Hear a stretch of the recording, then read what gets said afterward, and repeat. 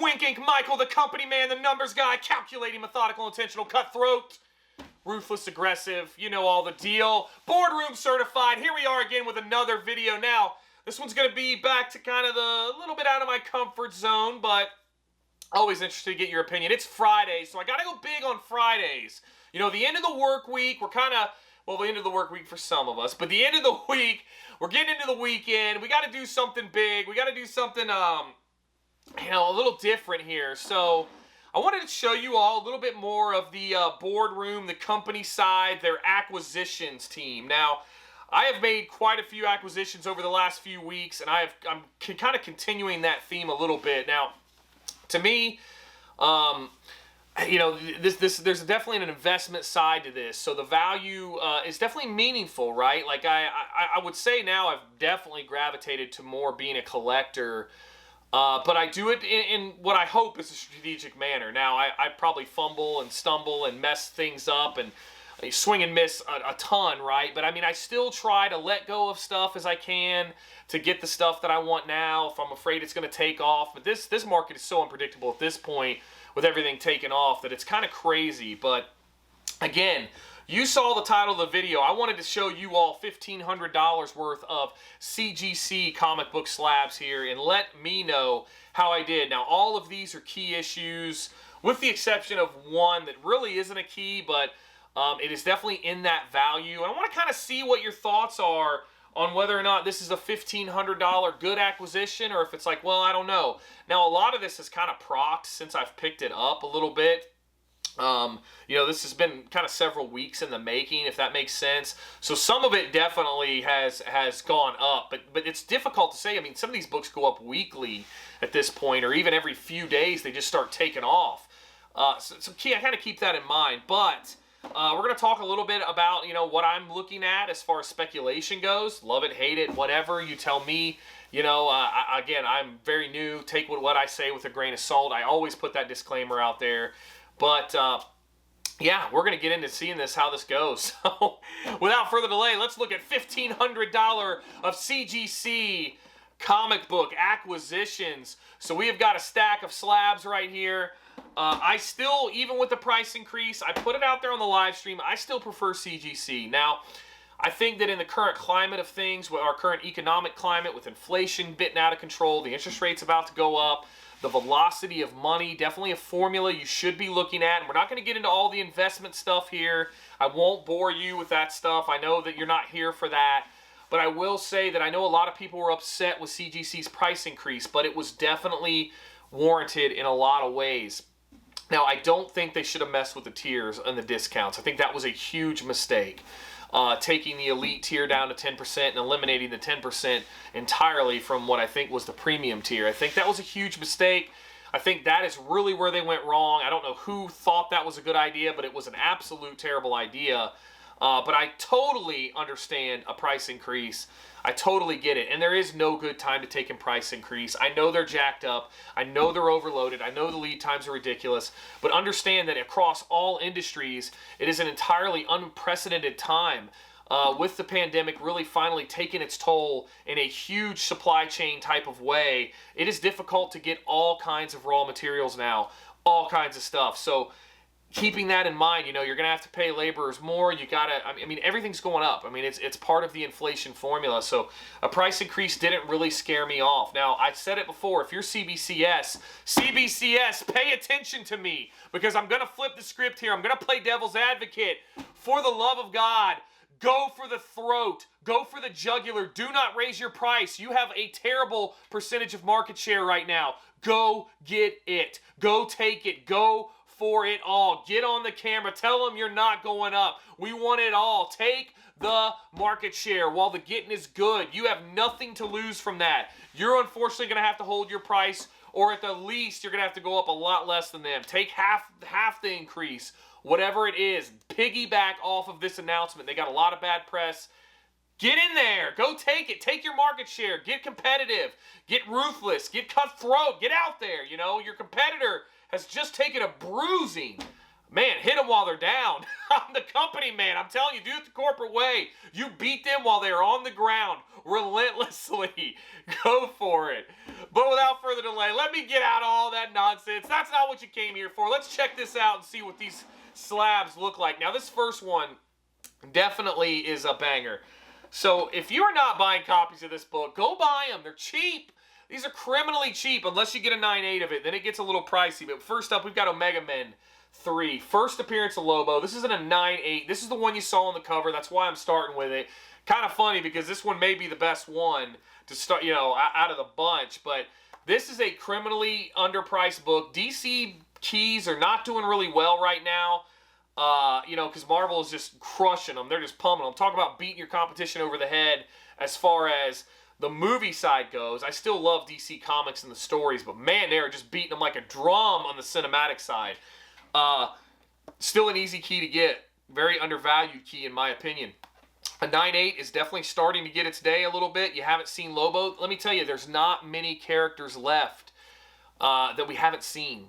So get those. Get those. They're going to make it to the screen eventually, surely, right?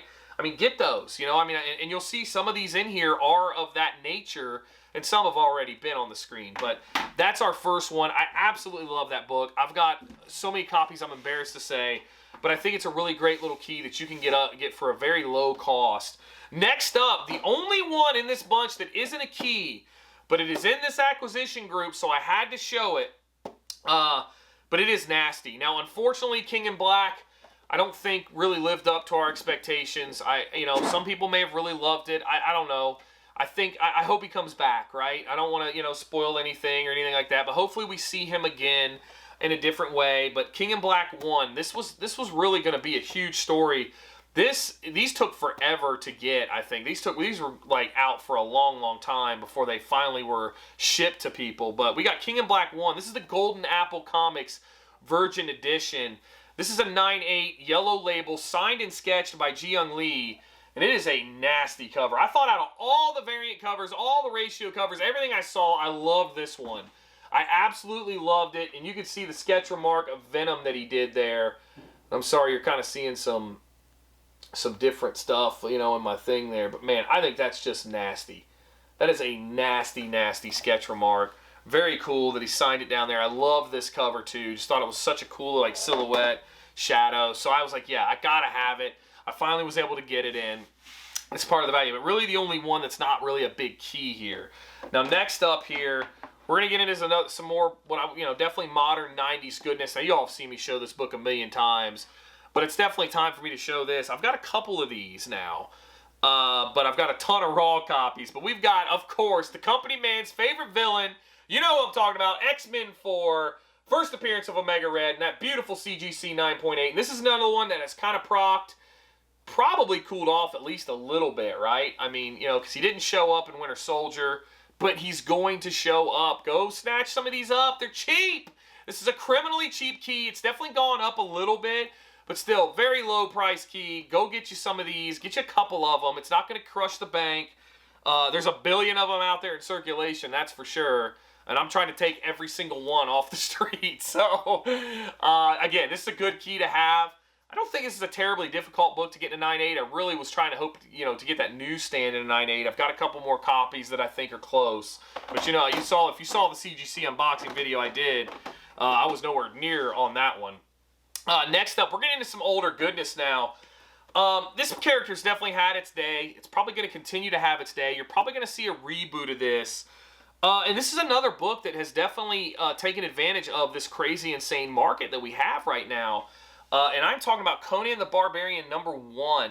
So this is actually the origin and first appearance of Conan and the first appearance of King Cole and Cameo.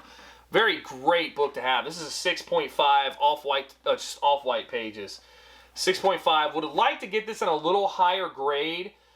This has definitely gone up a little bit because this is one of the first ones that I picked up in this like little acquisition group, if you will. So again, I think I'm safe here. And man, I've always wanted this book. Like I said, I'd really like an 8.0 to be honest. So I'll upgrade it, but still really glad to have this. Now getting into another one that has definitely procced in speculation, that is, and really gotten up there a little bit. Actually, we'll save that one for last. Let's do this one next. Now, this one is also going up. You've got Saga of the Swamp Thing 37. Definitely goes against everything I said about DC Keys. First full appearance of John Constantine. This is a book to get. Definitely a book to have. A 7.0. I actually moved a couple of these. Wish I would have kept them. Another one that I regretted moving, trying to chase other books. I actually have had a few copies. I've got two 7.0s now. This is a 7.0 white pages, which is just brutal. It's got a lot of spine ticks. There's no reason that it's not going to get any higher than a 7. Great key to have, though. Really, really great key. These Swamp Thing books, kind of go against the grain, the DC grain, but stuff that's older is always going to be valuable. Even, DC, Marvel, whatever. In this market, it all is going to have good things. But that's a good one to have. Again, I'd love a higher grade. But then last but not least, this is another one that I would love to have in an 8.0. I love Bronze Age books. That is like my jam. I love Bronze Age stuff. That is like where I like to collect. I'm not, Silver Age, I don't know. I'm not sure what it is about the Bronze Age that I really like. But this is another character. And again, I don't like horror at all. But this is one that I was so pumped to get. And this is actually, I've got another copy of this, but I don't remember what the grade is. But either way, we've got Marvel Spotlight #2, Werewolf by Night. This is the origin and first appearance of Werewolf by Night, Jack Russell. Beautiful book, 7.0 off-white pages. Very glad to get this. This isn't something I always get, but I think this character's got some legs to it, especially with all the speculation around Blade. Now, of course, Tomb of Dracula, that line is a little more collectible, but I still think that there's a lot of ways you could see this character, in the horror scape, if you will. But, I don't know. Those are all, I love all these books. I love grabbing these slabs up. And they come from various places. There's a lot of great places you can grab slabs from. Certified Comic Shop is usually very well priced, very fair price point wise. What I found a little bit under somewhat of the market, so that's a good thing in a way. There's a lot of tons of other places to get slabs from. I mean, some of these are local, some of these are online acquisitions, but I wanted to keep the price point to where it was around the $1,500 mark just for the sake of this video and let you guys kind of weigh in on the comments. So as I always say, what I say means nothing. Let me know in the comments below what you guys thought. Is $1,500 a good market price for these? Because I think that it is now. I probably should have made this video and got all these like a month ago because it may have been a little more iffy. I think now we're safe, though. A lot of these have started to bloom and blossom and grow. But as always, I just wanted to share a big boy kind of video with y'all going into the weekend. I hope everybody had a great week. Once again, thank you so much for all the support that you give this channel. We are rapidly approaching 3,000 subscribers. And I've never thought in a million billion years that me being up here talking about something that I have no idea about would get me anywhere near that amount of growth. And hopefully we go to 3,000, 5,000 and beyond and continue to grow. And I don't want to change the formula. Let's keep supporting the community. We're going to get, into some different things, but I think it's stuff that you guys are going to really like, I hope, anyway. But we won't get away from the core. Believe me, I'm not a person that leaves the foundation or the roots behind. We're going to continue to do mystery boxes. We're going to continue to support the community. That's going to be the two core of this kind of core values or core foundations of this channel. And I hope you guys stay on the ride with me, and hopefully we can get a few more to jump on. But thank you again for everything so much. Let me know how I did. Check me out on social media. Do all the YouTube stuff for me. Wink Inc. W1NKINC.